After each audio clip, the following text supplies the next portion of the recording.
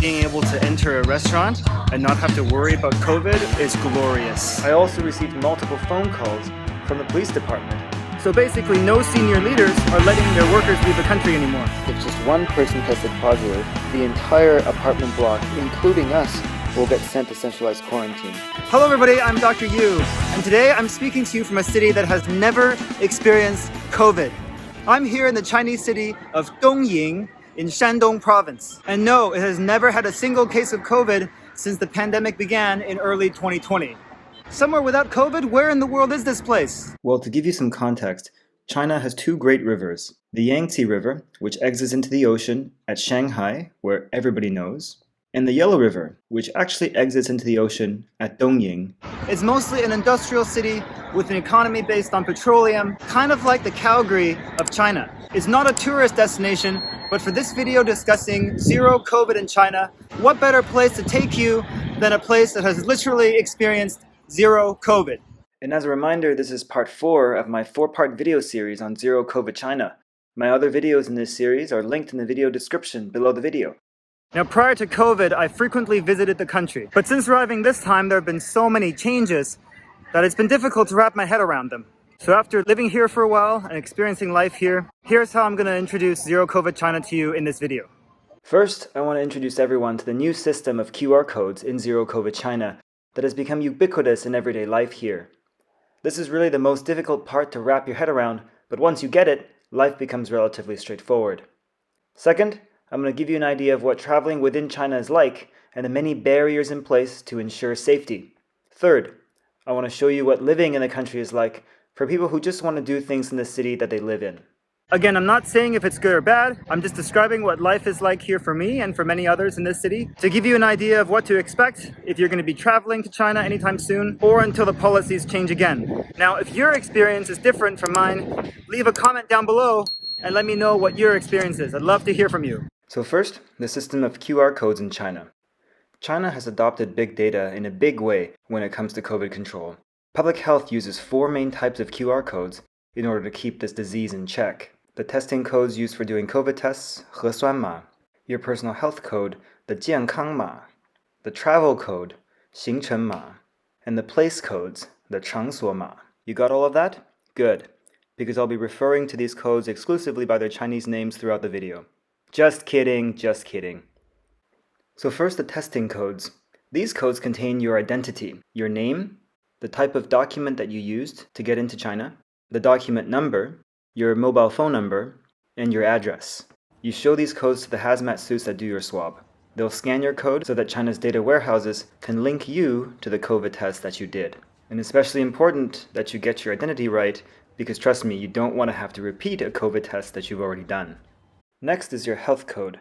This is the code that contains your health status based on your COVID test results, your body temperature readings, your vaccination status and dates of vaccination, the places you've been in your local city, and your contacts, basically the people who've been in the same places as you at the same time. This is actually updated live and in real time, and anybody who is checking it can see the live time ticking away so that they know that you're showing a genuine health code. This is the code you want to keep green. If the central code is yellow, it means you've been a contact or you've traveled to a place that has COVID. If it's red, you're either a close contact or you have tested positive for COVID. First off, apologies to the colorblind people. And second, it really doesn't matter what color your code is if it's not green, because if it's any color other than green, you can't do anything or go anywhere. You can also see that they include your name and your document information, such as your passport number. And they also list the number of days that you've tested negative for based on when your last COVID test was. If you click on that, it actually brings you to your COVID test history. And you can see that I tested negative less than 48 hours ago. There is also a link to your vaccination history, as well as phone numbers that might be of particular use for you. Now let's go to this button here. This button actually leads to your third QR code, the travel code, otherwise known as the 行程码. This is a third personal code that contains information about which cities outside your home city you visited in the last 7 days, which can clear you for travel, or not, outside your home city. And again, you want to make sure that this arrow is green. The fourth and last important code to keep in mind is the place codes, the 场所码. Each location has their own code that you must scan with your cell phone's health app in order to identify you as having visited that location. There are place codes everywhere, at restaurants, hospitals, COVID testing stations, just everywhere. It's green, it's good. Once you scan the place code, your health code will automatically appear for the agents at the gate to check, as I demonstrate here in this example. How do you get these codes and health apps as a foreigner? Well, the process varies depending on the city, so it's best to have a local show you how to do it once you have time in your quarantine hotel. Essentially, you get a ubiquitous super app like WeChat or Alipay. Chances are, if you've been to China before in the 5 years prior to COVID, you already have one or both of these apps. There will be a health code mini app on there. Enter your real name into these apps, along with your Chinese phone number and your passport number. My Alipay app even required me to do a facial recognition scan of my face. This way, the Chinese big data system will use WeChat or Alipay to register your QR codes with your identity. Yes, this does mean you need to get a Chinese SIM card to get a Chinese phone number. No simply borrowing Wi-Fi anymore when in China. This is actually quite straightforward, and there was information on how to do this on the buses that take you to your quarantine hotel. Besides WeChat and Alipay, each city also has its own health app that you can download and use with its own QR code tracking system that relies on the 4 previously mentioned QR codes. This system is all quite decentralized because that was how the public health data tracking system started when COVID began, with Hangzhou being the first city to develop this system in February 2020. Only in the last few months in 2022 have things become more organized and centrally coordinated to allow foreigners easier travel throughout China. But I found that as a foreigner, these city-specific apps were difficult to use, and often you can't link your health data with your identity, making them effectively useless. Remember, if you're ever confused, ask a hazmat suit. It's part of their job to help you with this. It's also a good idea to travel in China with a Chinese citizen. It's much easier to navigate the COVID tracking system with a Chinese national identity card, the 身份证, than a foreigner's passport. Now, when I say tracking app, I know it can sound quite Orwellian, but really, the people here in China are used to it. They're really quite used to giving away personal information for the sake of convenience. And this began even before COVID, many years before. For example, the main social media and messaging app that Chinese people use, WeChat, has always doubled as a wallet for Chinese people. Can you imagine giving Facebook your government ID and banking information? No, obviously not. But that's what people are used to here, so it wasn't much of a stretch for them to adapt to COVID by adding health codes to their WeChat and Alipay apps. So that was a brief overview of the 4 types of QR codes that China uses in the public health effort against COVID. Next, we'll move on to talking about traveling within China. I used my 10-day quarantine to set up my QR codes and to coordinate travel with the Dongying local officials. To get to Dongying, we first had to travel to Jinan, a larger city within Shandong province, and then transfer to Dongying by car. We traveled to Jinan from Shanghai by train, and the traveling was what I remembered, with the exception of COVID protocols like masking, scanning the place code for the train stations in Shanghai and Jinan, and showing your health code and travel codes to the station officials. Despite all the people you see here, Shanghai train station seemed far emptier than what I remembered pre-COVID. Train travel was the same, except staff were all masked and goggled and roving throughout the train, reminding everybody to keep their masks on at all times. Nobody failed to comply with this. Even when eating, people would take bites of their food and put their masks on when chewing. We got to Jinan train station, and passengers were separated according to the province they came from. Everybody exiting the train station got a COVID test, with the testing being done outdoors via these outdoor booths, which is smart, again, because COVID is airborne, and transmission of COVID is far less likely in an outdoor environment when exposed to the natural elements, with particles that may carry the COVID virus being diffused by the outdoor air currents. When you're traveling through China these days, make sure to give extra time for everything, for every leg of the journey. Remember that everything has gotten much more complicated than it originally was, and most local officials would do literally anything to avoid connecting them with a positive case. As a personal example, we were supposed to get a transport car straight to Dongying from Jinan. The COVID travel official in Dongying had reassured us about this many times. But when we got to Jinan, there was absolutely nobody there, and only then did the official message us that nobody was actually going to pick us up because it wasn't part of the rules. So we had to find our own way by local bus to Dongying, and by the time we got there, it was way past midnight. You can see that COVID travel control measures in China are ongoing 24/7. After we arrived in Dongying, we had to do 2 COVID tests in 3 days. The policy depends on the city that you arrive in. I also received multiple phone calls from the police department asking details of where I came from, what flight number, what train number, which cities I transited through, etc., etc. Now, these calls were always friendly. I never felt anything menacing about them. And it wasn't because I did something wrong. It's simply so the government can have your travel history on file so that worst comes to worst, in case of an eruption of COVID cases in the parts of the country you've traveled through, you can be informed of this development and take necessary precautions such as isolation. This is standard public health protocol, otherwise known as contact tracing, and China is doing it to perfection. These days, traveling different cities within China requires you to get a COVID test less than 48 hours prior to arriving at your next destination city. You must also report to your local and destination authorities of your travel plans before beginning your travel. You must download the health apps from your destination city and install the QR codes that we talked about earlier in this video in order to travel in that destination city. As a personal example, we went to visit the city of Tianjin a few days after settling down in Dongying.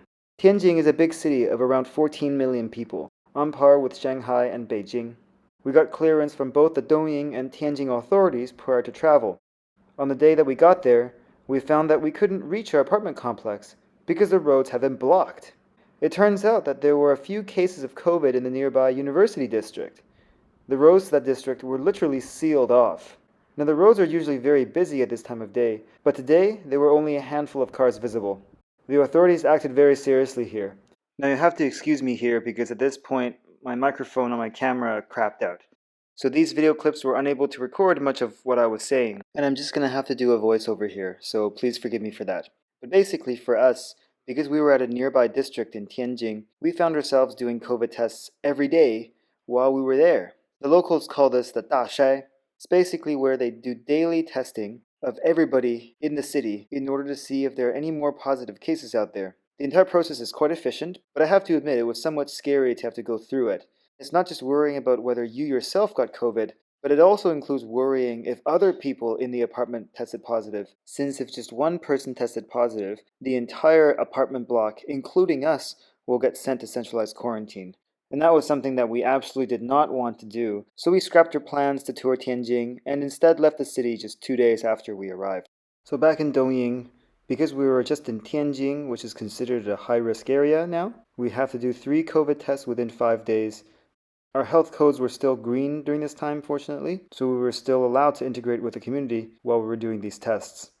We actually also got news that right after we left, there have been 34 more cases discovered in Tianjin, and so we actually had a real chance of being trapped in that city, and it was good that we got ourselves out of there. Now, we've spoken a lot about domestic travel. What about international travel?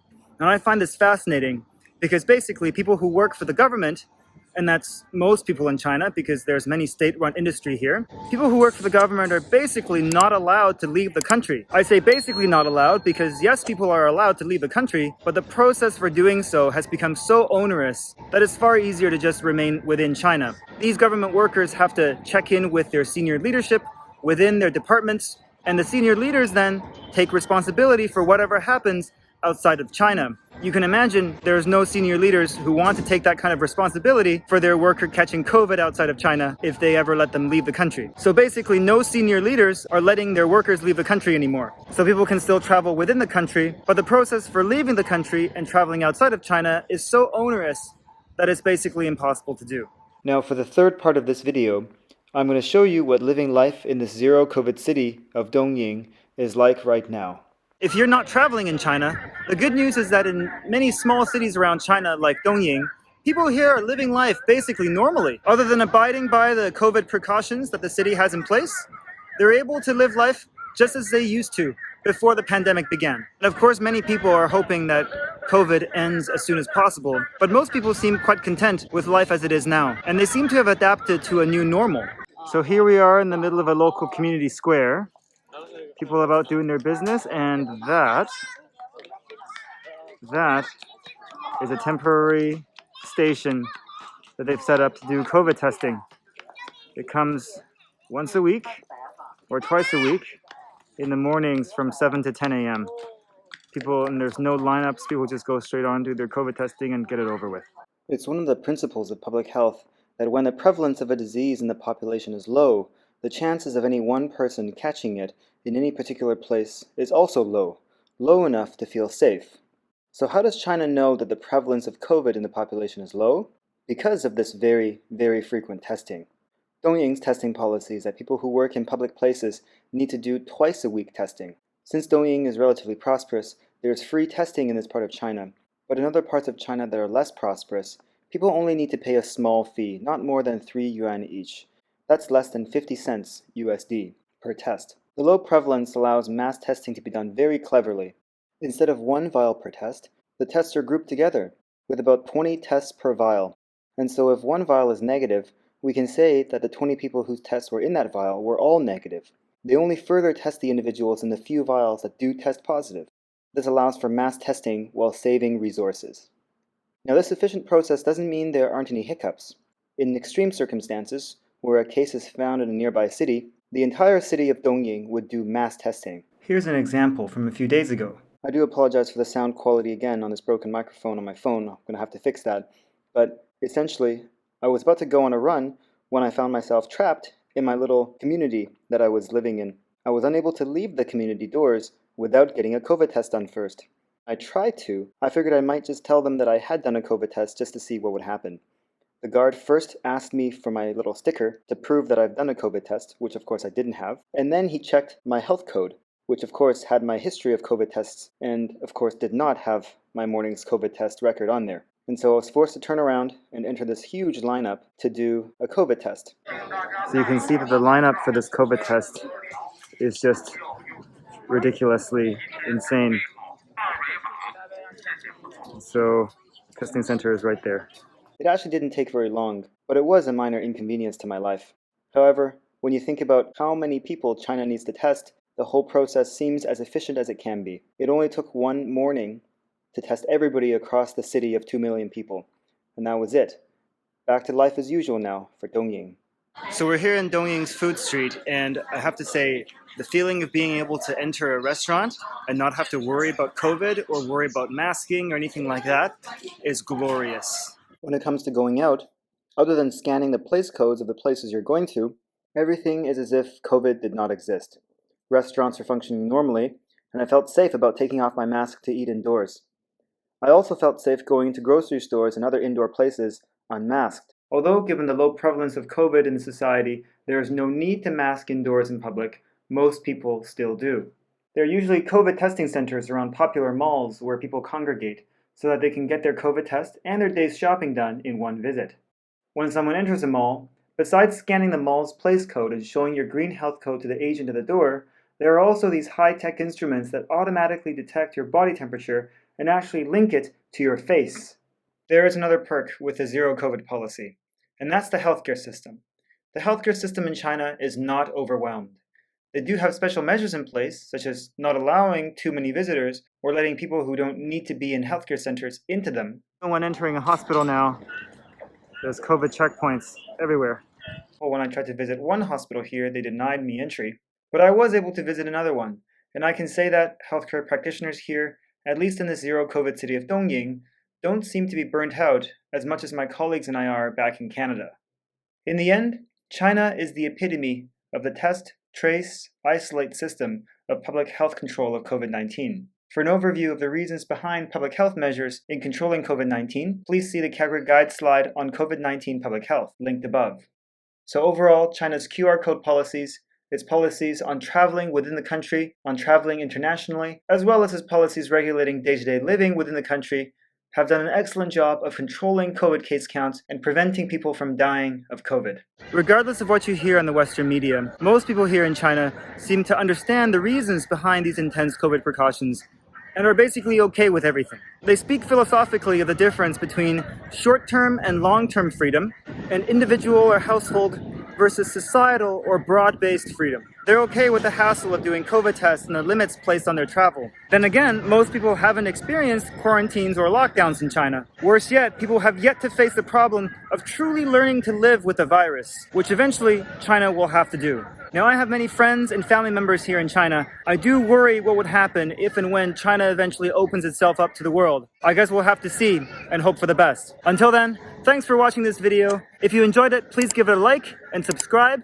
so that more people will find this video and see for themselves what life is like in zero COVID China. Be well and stay safe.